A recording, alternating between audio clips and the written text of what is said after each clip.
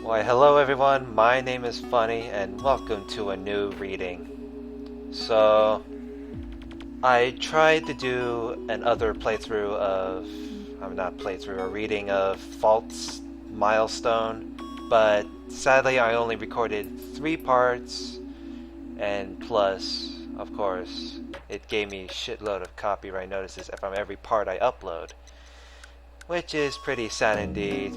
I don't know why would YouTube or not YouTube, the fucking publishers and all that won't let me do it for fun. So unless I put the link to the Steam store, that is.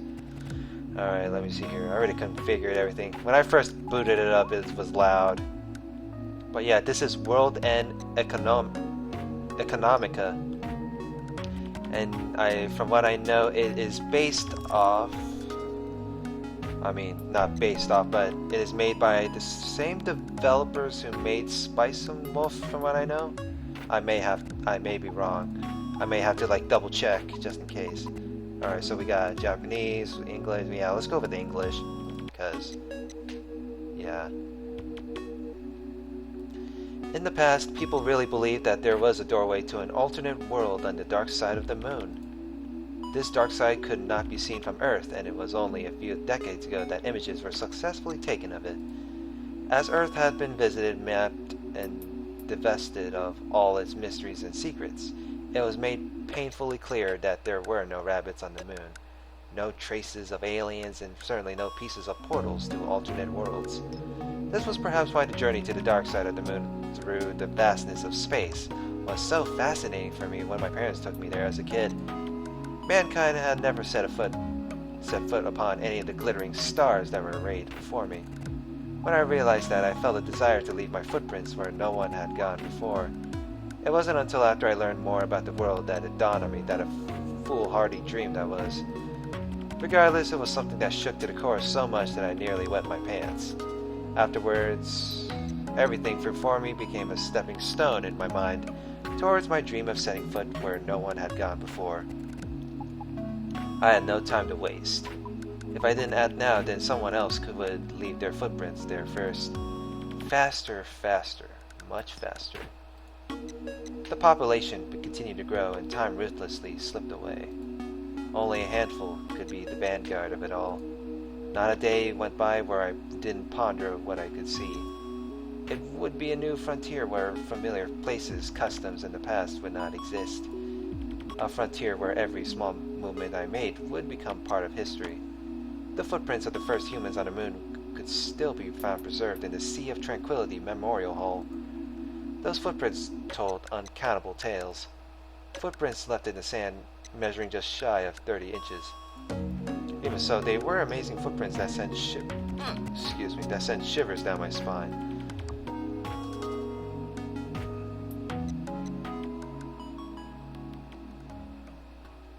Huh. I don't know what's going on here. We got a little black screen. With a click, my mobile PC turned on. I awoke to the whirring of the hard drive. Since I had fallen asleep curled up in my chair clutching my PC, it was difficult to get my body to move.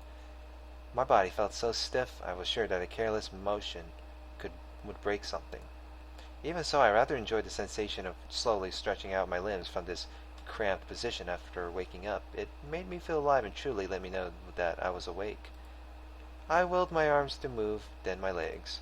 Although hardly efficient, this was how I chose to do things, and was what happened when I woke up every morning. It was a satisfying action, and one I never had the chance to savor before I left home. Okay, let me just double check real quick. A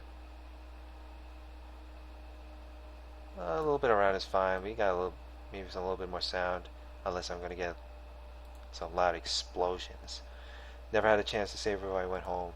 On top of the table, I had let my rather crude diode lamp on, and a coarse layer of fat had formed on the surface of the leftover coffee in my dirty cup. Beside my cup was a half-eaten chocolate bar which I reached for and crammed into my mouth. I swallowed the unpleasantly sweet chunk as the PC finished booting up.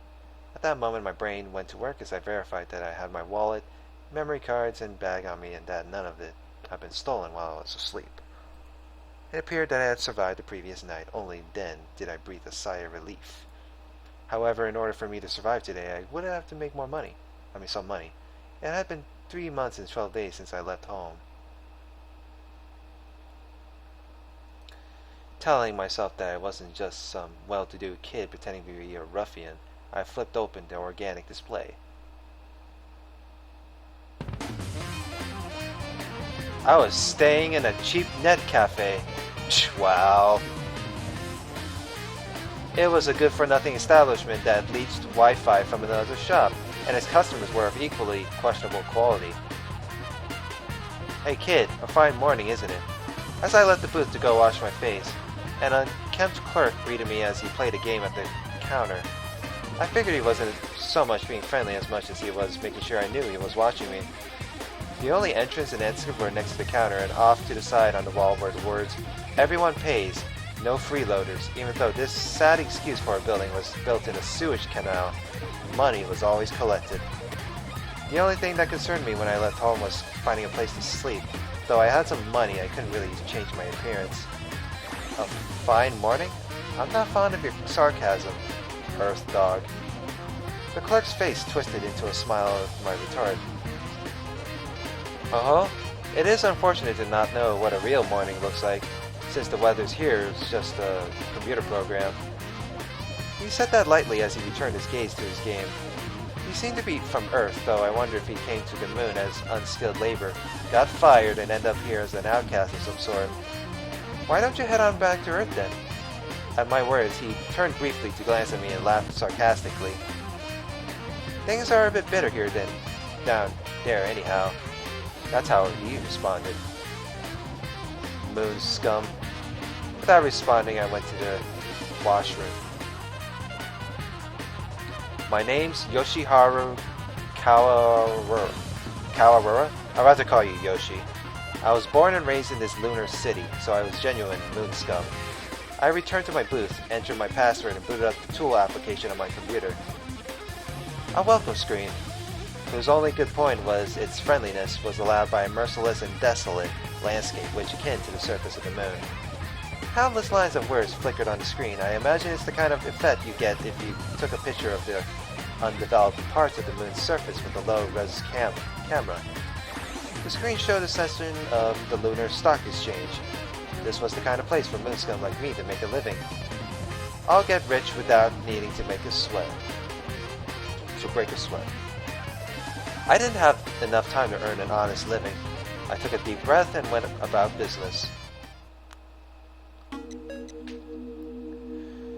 Downward revision for the first fiscal quarter of CK Bio. Possibility of an investigation into Emerald Industries over suspicions of collusion. Regarding inflation, the board of directors at the Lunar Central Bank. With one eye on that stream of news, I focused on managing 220 stocks, picking up those with large price fluctuations. For instance, if one stock had moved 10% on the previous day and another had moved 1%, there was probably a high chance that the stock that moved 10% could move by 1% today. Or I guess this visual novel is talking about some economic talk. 1% today. I would trade it on that notion alone. Putting into consideration the mood of the market based on the news, I would buy stocks with large fluctuations.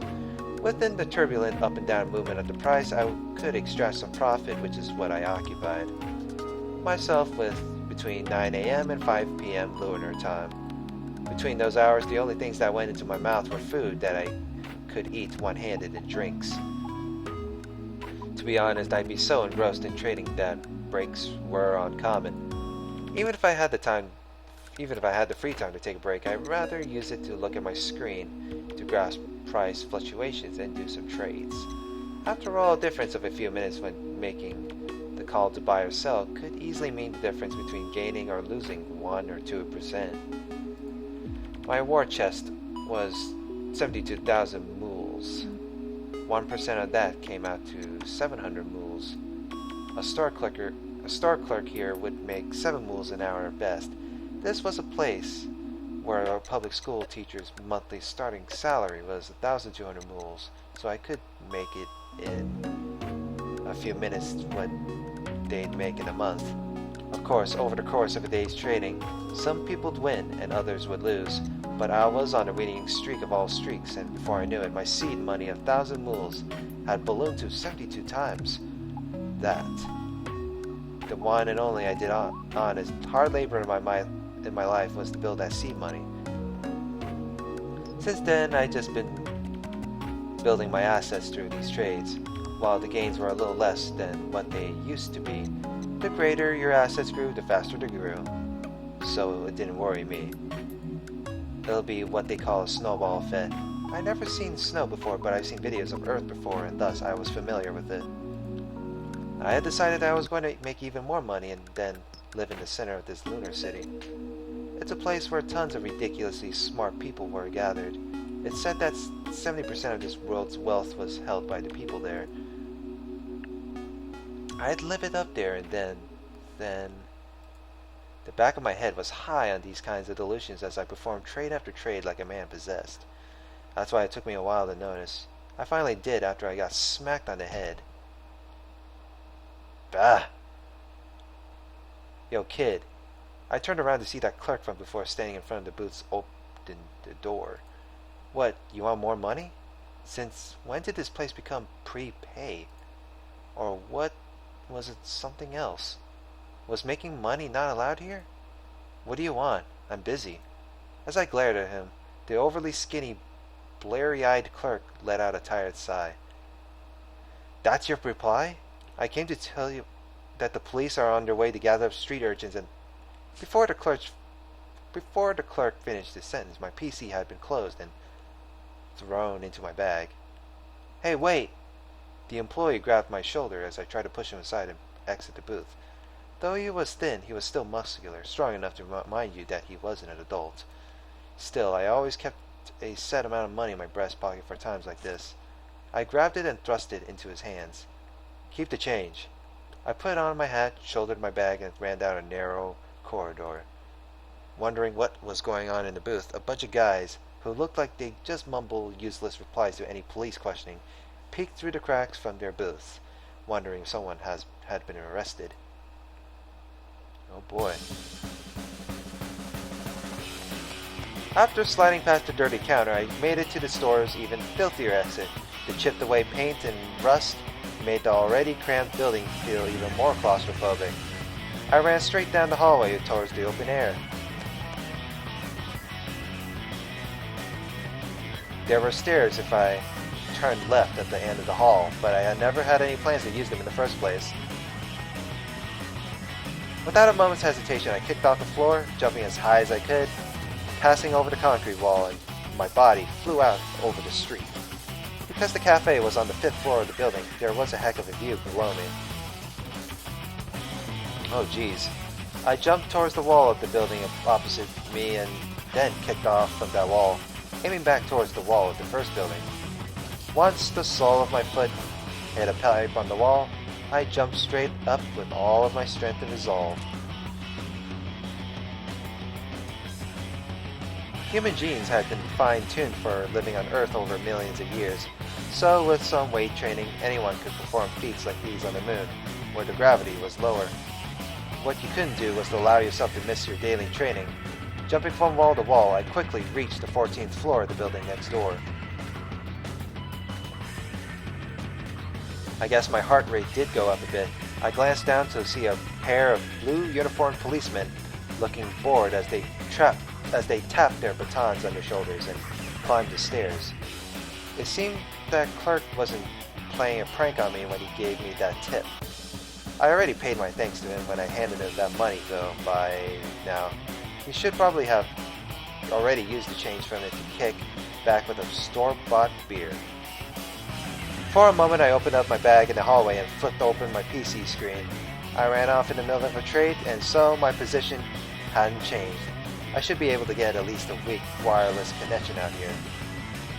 If I were lucky, prices would have risen. I'd be home free, but usually at times like this, figures. After hanging my head in disappointment, I closed out my losing decisions and called it a day. Huh.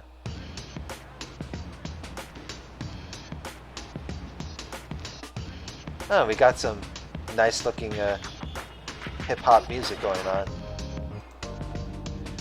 Alright, so, whoa geez.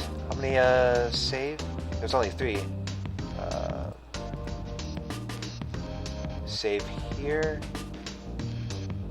Oh, okay, I can exit out there. Alright, I'm gonna see if I can upload it without any problems compared to Fault Milestone. So, like, comment, and subscribe, and see ya. Have a good one.